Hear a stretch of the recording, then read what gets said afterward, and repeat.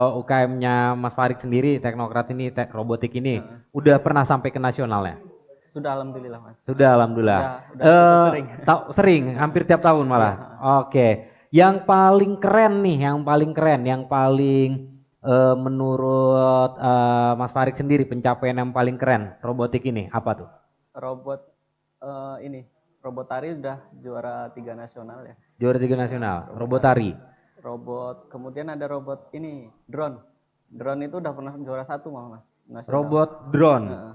Robot drone itu memang bukannya memang drone itu kan udah ada apa RC-nya ya, ada remote controlnya kan? Nah itu dibuat auto. Otomatis. Nggak, remote hanya untuk onin aja. Dia untuk nge-on-in aja. Terus Nanti drone itu cari sendiri titik-titik api yang mau dipadamin. Kan drone itu oh, jadi drone ini semacam damkar juga ya, ah, semacam pemadam kebakaran juga, tapi drone. Jadi dia cari sendiri. iya betul. Oke, banyak juga ya. Iya, Mas.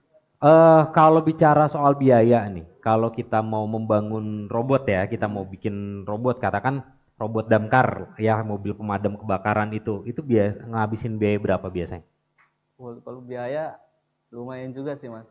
Itu sekitaran kurang lebih kalau yang pemadam ya. Nah, Pemadam itu di bawah 100 Mas ya. Di atas 100 50, di bawah 100 juta. juta. Iya. Cuman Wow. itu emang kita disupport full oleh kampus. Dari kampus. Wih, mantap. Terus kan nih udah ikut tadi ada robot yang bisa untuk apa namanya pemadam kebakaran ya, robot tari.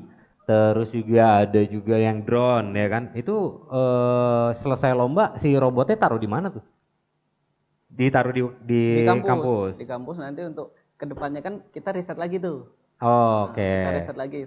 Setelah keluar rule baru kita oprek lagi, ngikutin rule lagi. Oh, rule. Nah, mungkin kan Tribuners nih nggak tahu nih rule itu seperti apa. Nah, rule itu rule apa sih? Maksudnya rule itu aturannya itu kayak gimana sih coba? Bisa dijelasin nggak rule-nya itu Eh, kayak gimana? biasanya gini nih kan, spesifikasi robot, dimensi segala macam itu kan diatur di rule. Mm-mm. Kemudian Dimensi itu besarnya besar robot. robot, nah itu pun Oke. dibatasin. Mm-mm. Nggak Kemudian bisa bikin setinggi Tugu Adipura gitu ya, nggak bisa ya kegedean ya. Itu ada rule-nya ya. Nah, terus? kemudian arenanya yang semula misalnya hanya 4 blok, nanti Mm-mm. di tahun depan bisa berubah lagi gitu. Oh, Jadi terus sensor-sensor yang dipakai pun kita harus upgrade terus Mas. ya. Ada videonya nggak sih? Ya, teman-teman. Video robot ini. Nggak ada ya? Kalau ada mungkin bisa ditampilin supaya Tribuners juga tahu. Nah, di UKM robotik sendiri itu anggotanya ada berapa orang? Setiap tahun kita pasti perekrutan sih ya. Hmm. Itu kita nggak batasin jumlahnya. Oke. Jadi nanti berapapun yang tertarik, minat, tes, Hmm. seleksi, yang memenuhi syarat kan lulus. Cuman nggak Ya. kita batasin jumlahnya. Oh, Yang lulus grade aja. yang lulus grade yang bisa ikut di Kemudian nanti robotik. kita bagi kamu masuk divisi mana, divisi mana, divisi mana. Gitu. Oh, divisinya ada berapa tadi? Divisinya ada beroda, berkaki, humanoid, terus Oke. soccer yang beroda ada juga, Ah. tari ada juga, kemudian yang drone gitu kan, Hmm. sama yang robobot bot itu perahu. Ada juga itu Mas. Oh, oke. Perahu tapi memang biasanya udah pakai RC kan, Nah, sekarang pakai remote control. otomatis. Dia otomatis. Gimana tuh otomatisnya? Nanti dia ada bola-bola yang warna-warna gitu. Dia Hmm. ngikutin itu nanti jalurnya dia. Oh, dia jadi kayak zigzag gitu. Dia kan ada kameranya nanti. Kamera itu sebagai penglihatan, sensor penglihatan. Oh, oke. Nah, Tribuners, ini obrolan makin menarik aja nih buat Tribuners semua yang masih penasaran tentang robotik. Jangan kemana-mana, kita bakal kembali lagi setelah yang satu ini. Oke, stay tune terus di Tribun TV Lampung.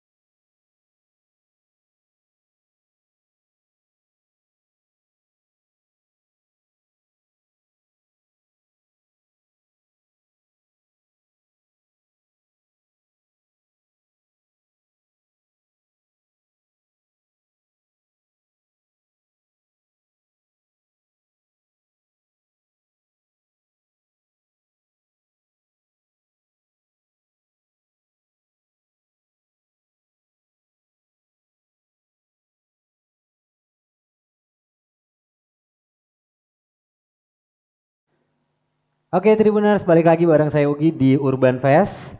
Hari ini kita bareng sama Mas Farik selaku Wakil Ketua UKM Robotik Teknokrat. Ya. Pada zamannya Mas. Pada zamannya.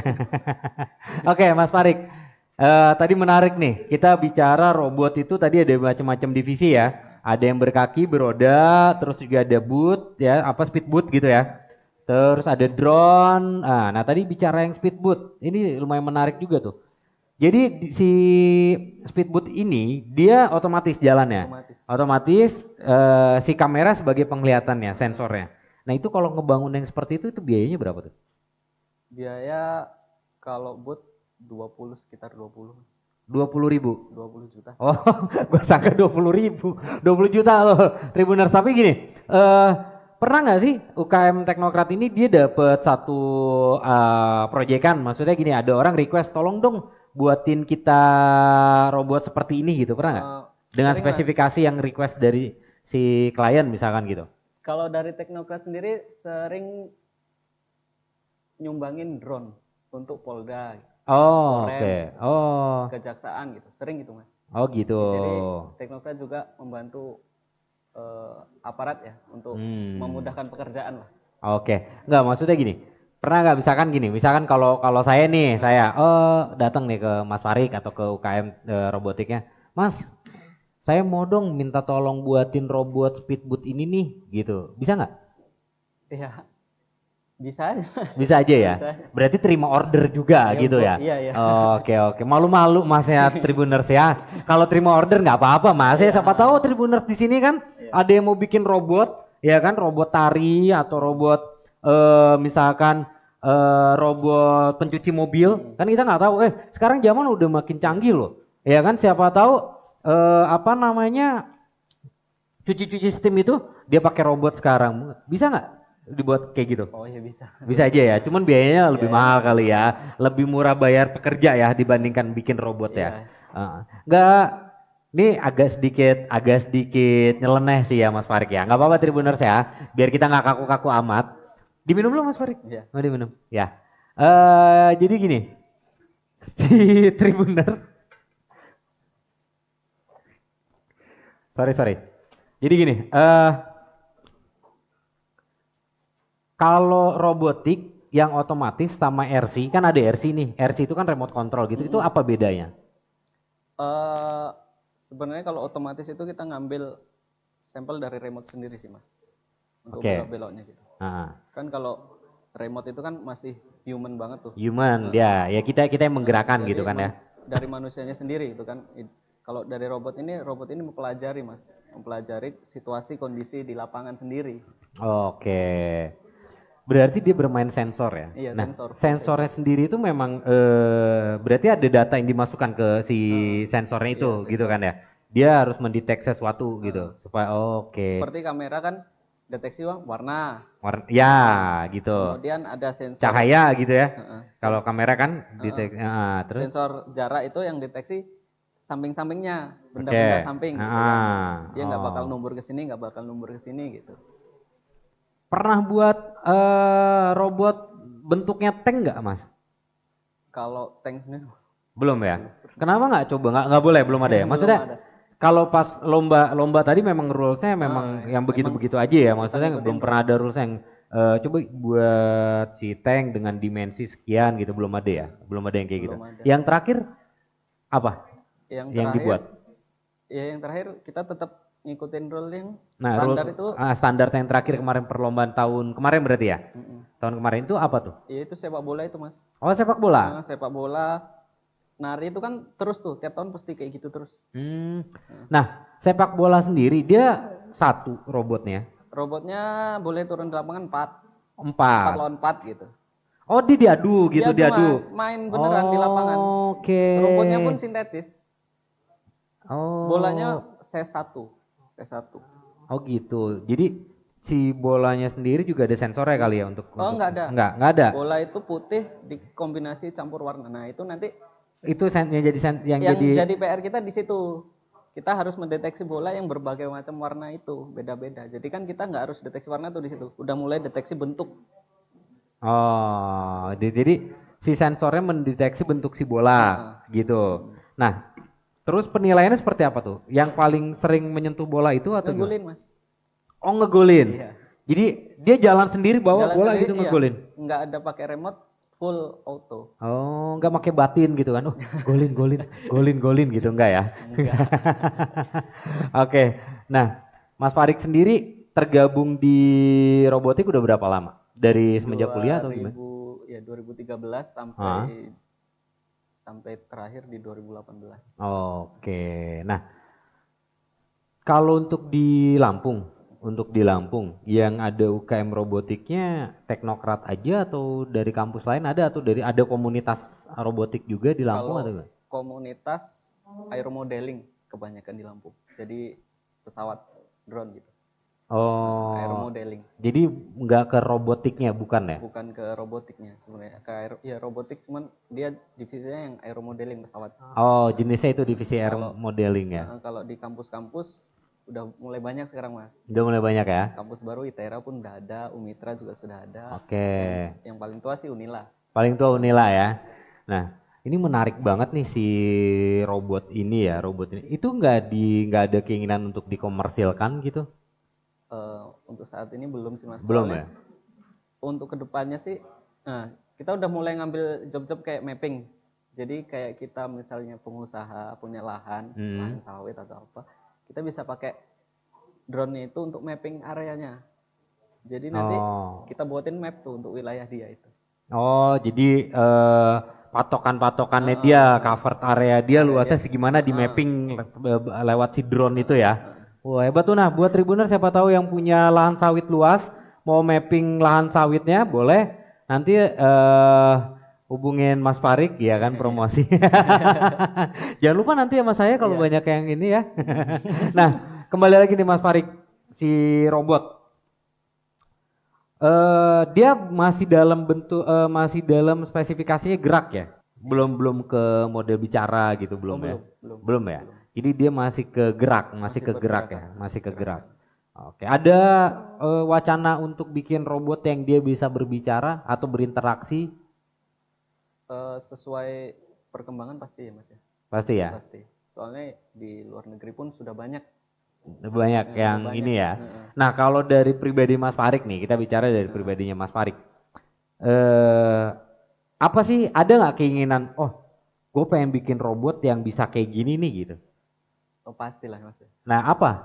Robot yang kayak gimana tuh yang ada di impiannya Mas Farik pengen dibuat itu?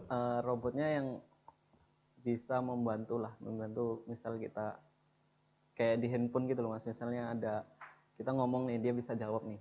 Oke. Itu kan jenis learning ya. Learning ya. Robotnya dia bisa mencerna pertanyaan nih. Oh. Jadi setiap kita tanya dia bisa ngasih jawaban. Iya. Nah, teman ngobrol lah. Teman ngobrol. Terus gini nih, tadi divisinya ada banyak berarti divisinya ya. Nah itu klasifikasinya seperti apa sih? Maksudnya kan lombanya tadi kan nggak semua divisi diperlombakan berarti, iya kan? Ada sekitar 5 divisi yang pas lomba bareng.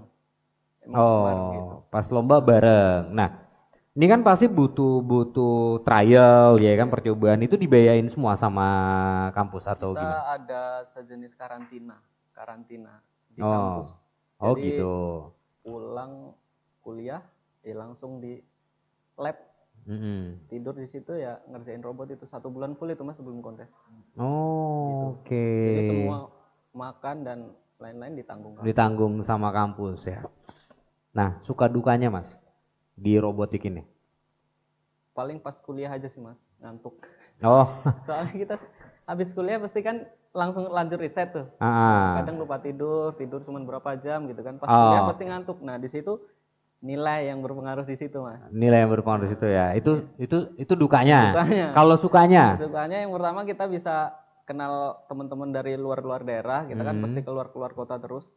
Nah, di situ pasti kenalan kan banyak tuh, sharing ilmu pasti ya sering lah kayak gitu. Terus lebih seneng lagi kalau udah dapet juara. Dapat juara. Udah capek, udah relain kuliah kan. Ya. Habis itu dapat juara. Dapat juara. Tapi kalau dapat juara itu mungkin ada apa namanya? Ada apresiasi khusus dong dari kampus kan? Kampus malah kalau kita dapat juara, beasiswa Mas. Oh beasiswa ya? Oh, udah pernah dapat juara belum Mas Farik? Udah dapat beasiswa juga berarti ya, alhamdulillah. Nah Tribuners, jadi buat Tribuners semua yang punya hobi robotik ya kan, atau mungkin Tribuners di saat ini baru lulus sekolah gitu ya, pengen cari apa robotik, bisa langsung ikut aja ke UKM robotiknya Teknokrat. Nah ini keren banget nih Tribuners, bisa bikin mobil buat madam kebakaran ya kan, terus ada drone juga, terus juga bisa bikin robot yang menari ya kan. Nah robot yang menari nih, saya tadi belum sempat bahas robot yang menari. Dia kan kalau yang lain sensornya kayak main bola, dia sensor berbentuk ya. Terus kayak si speedboat dia sensor warna berarti kan. Nah kalau nari ini sensornya gimana tuh? Kalau nari dia sensor suara karena musik. Oh dia ngikutin ketukan musik, suara. Ketukan musik. Oh oke. Yang waktu dibuat itu dia menari apa tuh? Kita kembali lagi ke rule. Kita misalnya ada tarinya itu sesuai daerah-daerah masing-masing. Mas Farik ini ternyata orangnya ikutin aturan banget loh. Tribuners. Saya tanya kembali ke rules. Untung bukan kembali ke laptop. Ya kan?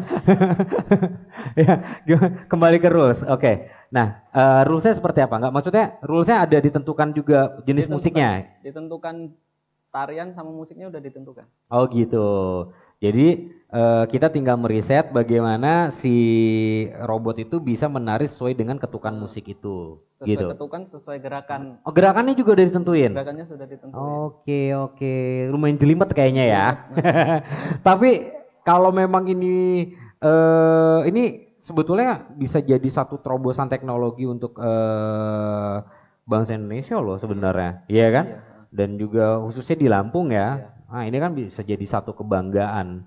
Nah Mas Farik sendiri kebanggaannya apa nih yang telah Mas Farik berikan kepada UKM ini selama Mas Farik di UKM robotik ini? Yang pertama saya bisa membawa nama baik kampus, nama baik Lampung. Ya. Nama baik Lampung. Kemudian hari ini juga pas ulang tahun UKM nih Mas. Oh hari ini pas ulang tahun UKM Robotik, wis. Happy birthday, selamat ulang tahun UKM Robotik Teknokrat. Sukses selalu, semoga bisa memberikan inspirasi yang lebih lagi ya, bisa mengharumkan nama Lampung dengan membawa juara-juara yang robot yang lebih oke lagi ya Mas Farik ya. Oke Mas Farik, terima kasih banyak udah mampir di Tribun TV Lampung di Urban Fest. Nah Tribuners, jangan lupa selalu kepoin atau stay tune terus di Tribun TV Lampung, karena setiap hari Tribun TV Lampung akan tayang dari jam 14.00 sampai dengan jam 16.00. Banyak banget program-program menarik di sini, salah satunya ini Urban Fest. Dan habis ini jangan kemana-mana, akan ada Kiki Novilia di Tribun Live. Nah itu bakal seru juga bahasan ntar siapa tamunya, tokohnya siapa yang datang di Tribun Live. Jadi jangan kemana-mana, stay tune terus di Tribun TV Lampung. Saya Ugi dan Mas Farik undur pamit, makasih. Assalamualaikum warahmatullahi wabarakatuh.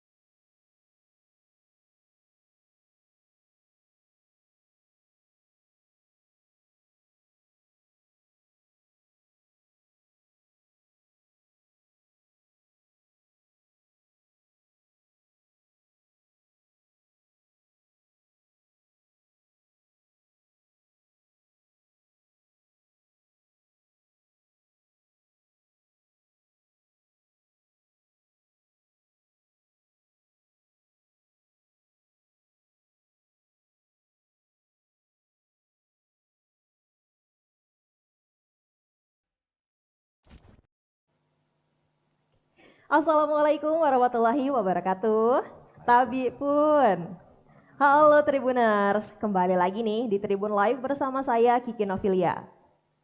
Nah, di program barunya Tribun Lampung ini kita akan mengulas nih profil dari tokoh-tokoh ternama Lampung yang pastinya bakalan keren banget, menginspirasi dan juga bisa memotivasi kita semua. Wah, keren banget ya.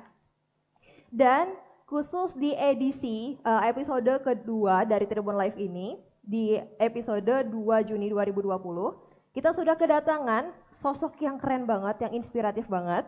Itu ada Bapak Bambang Hartono. Assalamualaikum warahmatullahi wabarakatuh, Tabi pun. Oke, nah buat Tribuners nih yang belum tahu, jadi beliau ini adalah Wakil Rektor 3 di salah satu universitas ternama di Bandar Lampung. Dan juga nggak cuma itu aja Tribuners, karena dia juga punya, beliau ini juga punya banyak banget karir-karir yang keren di bidang hukum. Nah sekarang berhubung beliau sudah ada di samping saya nih, yuk langsung aja kita tanya-tanya. Halo, selamat sore Bapak. Selamat sore Mbak. Gimana nih Pak kabarnya? Alhamdulillah sehat, mudah-mudahan kita dijauhkan dari segala penyakit. Amin ya Allah, amin, alhamdulillah. Nah terus tadi gimana nih Pak perjalanan menuju Tribun Lampung? Udah ada macet-macet gitu atau lengang mungkin? Ya, saya tadi kebetulan ada kegiatan di Teluk sama di Jalanan Pasari. Kebetulan tadi ada komunikasi sama Bupati Waikanan. Oke. Tapi alhamdulillah jalannya lancar. Lancar, berarti Saya nggak ada macet. perhatiin juga masyarakat Lampung sudah cukup bagus lah. Saya lihat-lihat juga pada pakai masker di jalan. Alhamdulillah sudah mengikuti protokol kesehatan COVID-19 Lampung. Oke. Ya. Nah, terus tadi kan udah dijelasin juga nih Pak sekilas kepada Tribuners kalau misalnya Bapak ini adalah Wakil Rektor 3 gitu di salah satu universitas. Nah, tapi Tribuners sekalian ini masih penasaran gitu Pak, itu universitas mana sih Pak? Oh ya, memang saya membuat orang penasaran memang saya. Iya benar-benar. Nah, karena dengan penasaran ingin lebih tahu. Benar. Ya, saya kebetulan sekarang menjadi Wakil Rektor 3 Universitas Lampung, bidang kemahasiswaan, kerjasama dan alumni. Sebelumnya sebagai Dekan Fakultas Hukum UBL selama 3 periode atau selama 12 tahun. Nah, sejak 2016 jadi Wakil Rektor sampai sekarang, 4 tahun berjalan. 4 tahun berjalan ya. Nah, ini menarik banget nih Pak, karena kan biasanya kalau Tribun Lampung itu mengundang narasumbernya yang punya latar belakang di bagian entertainment gitu. Nah, kalau misalkan sekarang ini kita berkesempatan nih untuk ngobrol-ngobrol langsung sama Bapak. Boleh Mbak, ya. Oke. Nah, sebelum kita lebih jauh nih Pak. Jadi Tribuners sekalian ini penasaran gitu. Sebenarnya yang dilakukan atau aktivitas dari Wakil Rektor itu apa Pak? Ya, jadi karena kan Wakil Rektor 3 itu bidang kemahasiswaan, kerjasama dan alumni. Satu-satu ya. Bidang kemahasiswaan itu intinya apa saja kegiatan mahasiswa yang tergabung dalam UKM, unit kegiatan mahasiswa. Yang paling terkenal itu kalau media kan BEM. Iya benar. Nah, BEM dan sebagainya lah. Itu namanya UKM di perguruan tinggi. Nah, itu kegiatan oleh mahasiswa itu bidangnya Wakil Rektor 3. Itu yang pertama. Mau melakukan kegiatan apa aja, persetujuan, bimbingan dan seterusnya, siapa narasumber yang akan diundang, seminarnya apa, temanya apa dan seterusnya. Wakil Rektor 3. Dan yang kedua, tentang ketertiban keamanan kampus. Nah, misalnya ada mahasiswa yang berantem lah, mahasiswa yang ribut lah. Nah, itu bidangnya Wakil Rektor 3. Kemudian kerjasama, misalnya UBL mau kerjasama dengan Polda, dengan Tribun atau dengan mana, itu bidang kami juga, Wakil Rektor 3. Dan yang terakhir, alumni kita ini ada di mana sih? Kerjanya apa dan seterusnya. Nah, nanti ada alumni yang mau kerja atau mau magang. Nah, itu Biro Kemahasiswaan termasuk di bawah Wakil Rektor 3. Berarti fokusnya lebih emang ke mahasiswanya gitu ya? Iya, Pak, ya? ke mahasiswanya. Bukan ke akademik. Kalau akademik Wakil Rektor 1. Oke, nah untuk selalu bersinggungan dengan mahasiswa gitu, atau maksudnya koordinasi terus sama mahasiswa gitu, pernah merasakan kesulitan atau tantangan khusus gitu nggak Pak? Ya ada, terutama kan gini, kita nggak bisa memungkiri, kadang-kadang mahasiswa itu mendapat informasi yang belum tentu benar dari pihak luar. Kemudian mau melakukan kegiatan. Nah, kita kan fungsinya adalah mendidik, membimbing, mengarahkan. Misalnya temanya justifikasi, temanya menuduh, temanya menghakimi, kan nggak boleh. Kalau temanya menghakimi nggak usah dikaji, nggak usah diseminarkan. Nah, makanya seminar-seminar seperti itu kadang beda pendapat, itu yang pertama.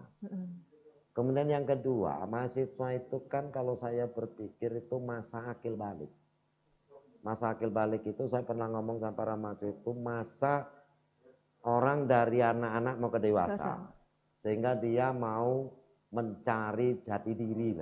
Nah, pada saat dia ingin mencari jati diri itu, kadang-kadang nggak sesuai dengan aturan, nggak sesuai dengan etika. Nah, itu tugas kita mendidik, membimbing. Prinsipnya satu, dosen itu nggak boleh dendam. Ya, mau marah kayak apa negara, tapi dia nggak boleh dendam, itu anak. Murid kita punya kewajiban kita mendidik, untuk membuat dia lebih baik ke depan. Gitu. Dan untuk langkah pembimbingannya itu sendiri, itu apakah ada pencegahannya gitu, maksudnya apakah ada dialog sebelumnya gitu dengan mahasiswa, Pak? Kalau prinsipnya satu, semua itu bermuara dengan komunikasi. Jalinlah komunikasi sebaik mungkin dan jangan membuat jarak. Karena gap itu bibit permasalahan. Gap itu. Tapi kalau komunikasi lancar, kita anggap mereka bukan diperlakukan seperti anak, tapi diperlakukan sebagai rekan, sebagai adik, sehingga dia senang juga, bahkan bangga dia. Wih, Pak Wertika baik ya, orangnya ramah, dan sehingga mau ribut nggak jadi. Itu bahkan ketemu di jalan aja kita bisa komunikasi, bahkan teleponan segala macam. Lah ini pertama sekali saya tahu malah bukan dari Mas Jamal, malah dari BEM. Oh ya? Iya nih, Pak besok menjadi narasumber live jangan, malah dari BEM coba lah. Nah itu artinya komunikasi kita baik. Iya gitu nih. Yang menyebar di kampus ke kegiatan mahasiswa juga anak-anak BEM, malah bukan saya. Itu artinya apa? Bukti komunikasi baik. Dan dia berarti baik, senang sama kita. Nah cara kita. Tapi ingat kalau dia punya kegiatan yang bersifat positif harus didukung.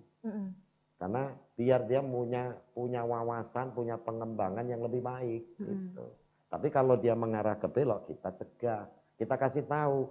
Ini jurang, jangan dilanjutin, kamu masuk jurang nanti. Gitu. Itu contohnya gitu. Dan selama 4 tahun menjabat sebagai wakil rektor ini, Pak, ini kira-kira ada pengalaman yang berkesan gitu nggak selama menjadi wakil?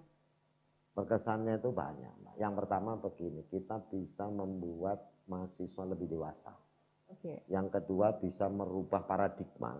Paradigma dia yang tadinya paradigma sok-sokan menjadi paradigma akademik, paradigma ilmiah.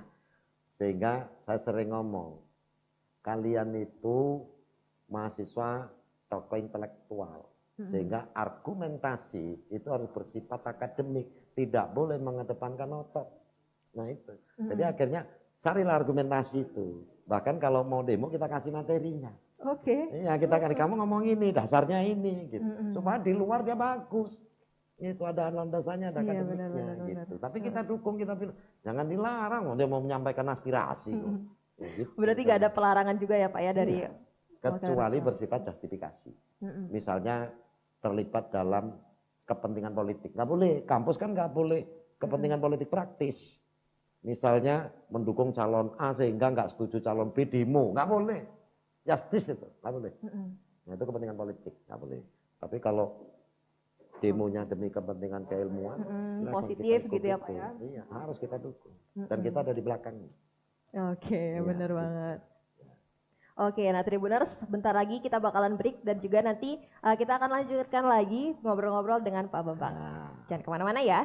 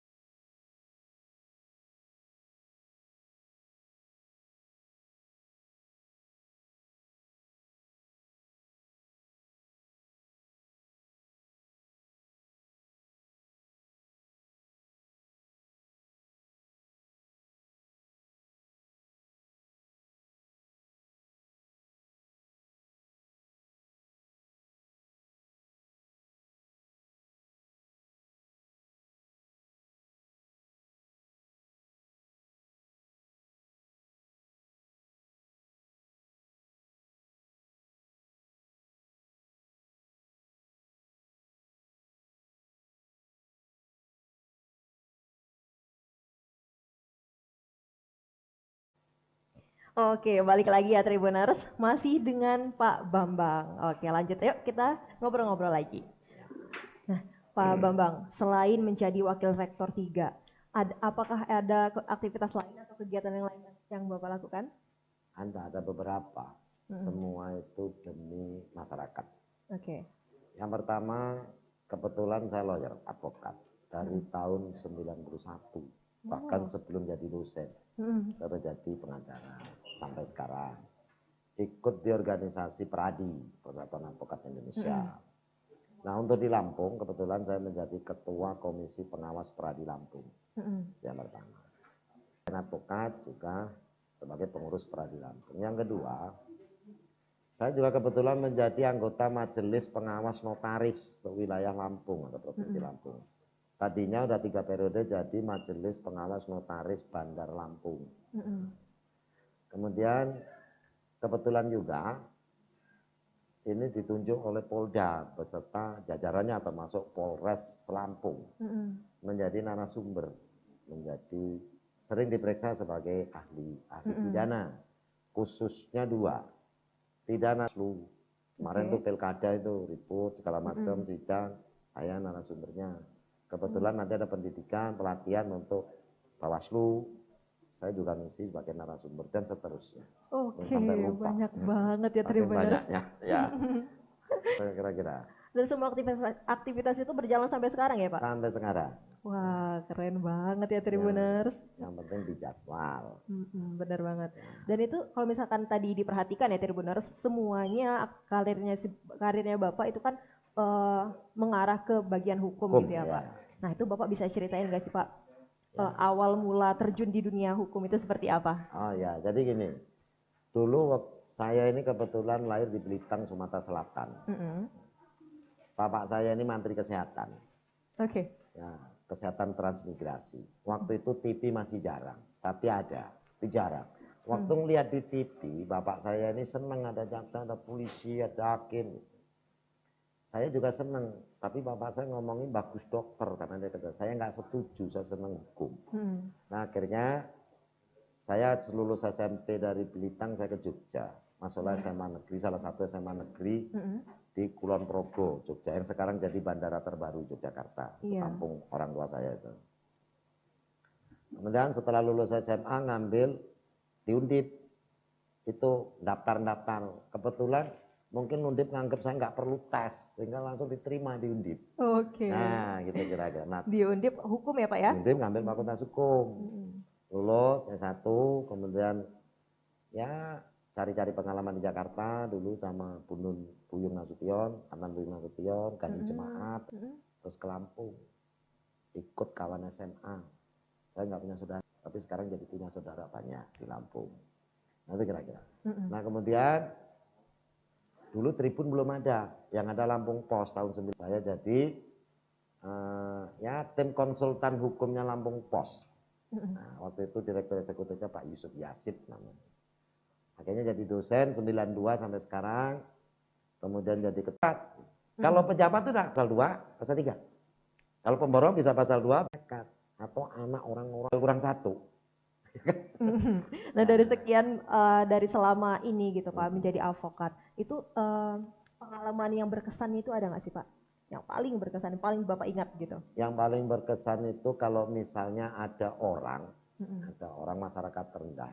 Ini baru-baru aja di Menggala. Jadi petani itu orang nggak punya.